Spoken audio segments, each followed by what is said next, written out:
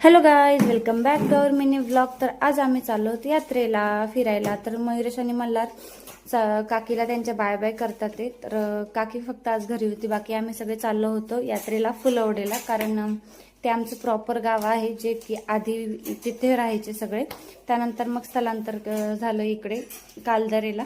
तर मस्तपैकी रेडी वगैरे होऊन आम्ही निघालो यात्रेला. मयुरेश, मल्हार आणि त्यांची आजी आजोबा. त्यानंतर येताना मेडिकलमध्ये पप्पांना भेटलो, कारण मनीषाताई आणि सुशांत भाऊजी येणार होते ना, त्यांची वाट बघत होते. तेव्हा मेडिकलमध्ये थांबणार होते, ते आम्हाला तिथेच जॉईन होणार होते. तर मयुरेश आणि मला मेडिकलमध्ये गेल्यावर मग काय विचारच नाही, हे ओढू का ते ओढू का काय ओढू असं झालं होतं. मग त्यानंतर मग शेवटी मनीषाताईन ते आले, मग आम्ही बसलो त्यांच्या गाडीमध्ये. आणि मग मयुरेश मल्हारला खूप झोप आली होती, कारण त्यांना थोडीशी सर्दी झाली आहे. तर मग मी त्यांना औषध दिलं होतं ना, तर दोघांना खूप झोप आली होती आणि ते दोघं त्यांच्याकडे जातच नव्हते. ते खूप आवडीने घेत होते दोघं, पण हे दोघं जातच नव्हते. यांचं असंच आहे, कोणाकडे एवढं जातच नाही. मग शेवटी आम्ही पोहोचलो मंदिरापाशी. ते जुनं मंदिर आहे औदुंबरेश्वराचं. भरपूर वेळा आम्ही इथं आलेलो आहे. तर इथे एक मोठी विहीर आहे बघा, हे दोघं पाहतात ते विहिरीत किती पाणी आहे काय आहे.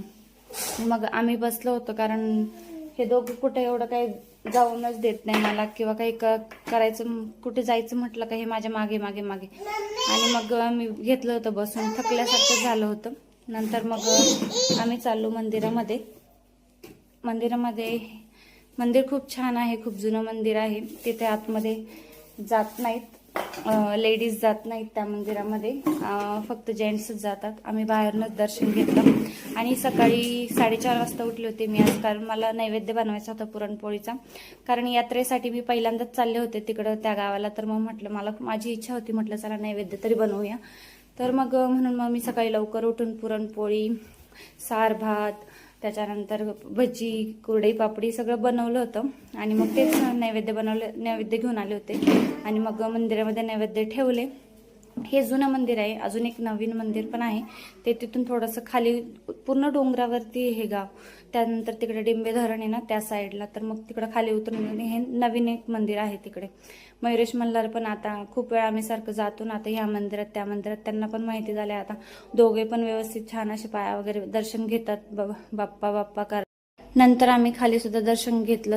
इकडे एक खरी यात्रा भरली होती, कारण इकडेच सगळी, ते मंदिर खूप डोंगरावर आहे ना, तिकडे एवढे लोकांना जाता येत नाही, म्हणून इकडे खालच्याच मंदिराकडे